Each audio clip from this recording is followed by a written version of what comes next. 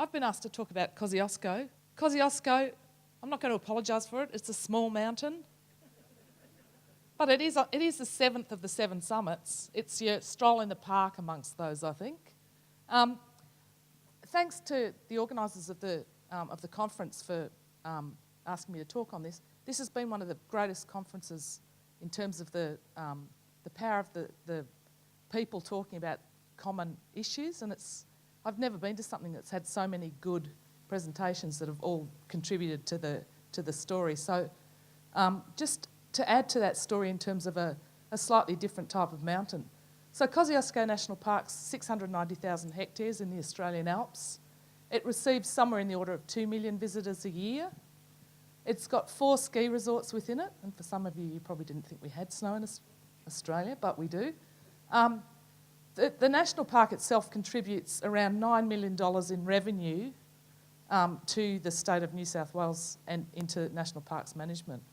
And I will talk a little bit about the C word of commercial development in national parks shortly. Mount Kosciuszko itself is easy access. It's the easiest stroll is something like 7 kilometres, and it's not a high vertical climb. So at the peak time, it gets around 2,000 visitors per day walking to the summit. Tongariro, up around 3,000, but obviously over a much greater distance. So within 7 kilometres, it can be quite busy. The visitor experience is not that terrific on a peak day. And I really feel sorry for the people who've climbed Mount Everest and they feel like they need to do the 7th summit and they go for a stroll in the park at Kosciuszko.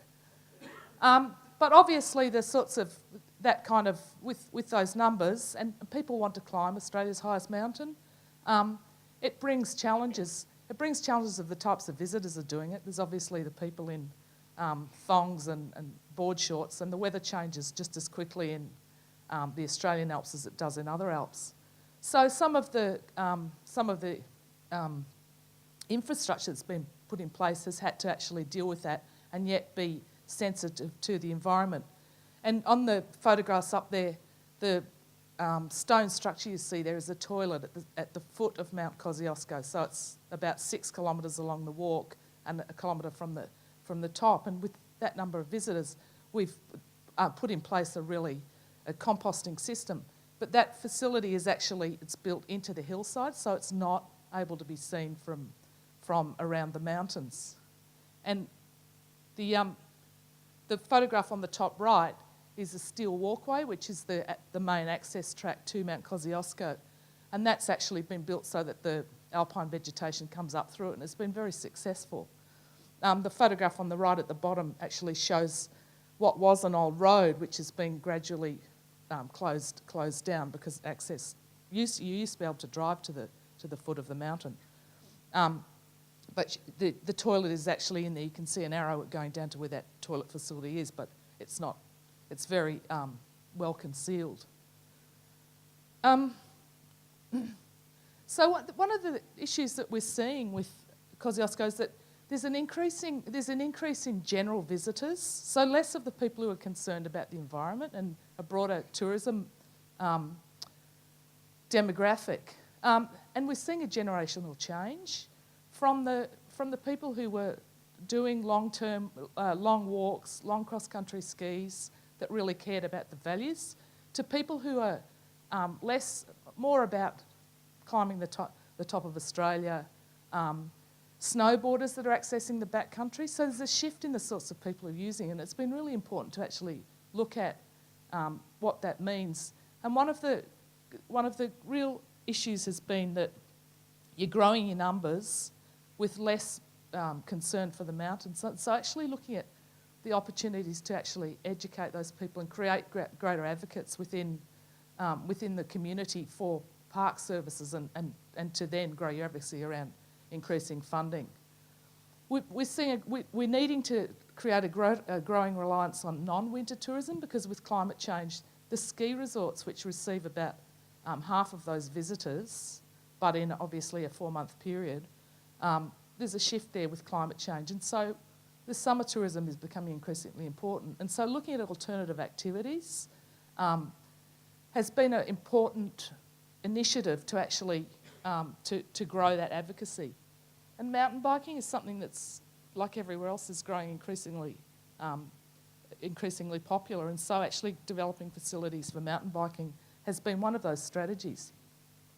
Dave mentioned Uluru before, and Uluru, with the traditional owners not wanting people to climb up the mountain, the concept there was to actually develop alternative activities for visitors, so that people, rather than climbing up, would go around. And that's having some success, but like mountain biking at Kosciuszko, in actual fact, it increases the number of things people can do. People still want to climb to the summit of the highest mountain, but they also will do something like this new mountain bike track, which went in and by the second year was getting a third of the visitation that was going to the summit of Kosci on an average day. So there's quite a lot of challenges in terms of those visitor numbers. The other thing I just wanted to touch on, and it's something that's been topical over the last few days, is that issue of national parks budgets diminishing, and your visitors are increasing. Potentially they're changing the nature of the visitors. They're seeking different things, different markets. So how has that contributed in Australia to actually creating a different environment? And there has been quite a lot of innovative approaches to generating greater revenue within Australia's national parks, not just Kosciuszko, which actually achieves great revenue because of ski resort leases and because of solid park use fees.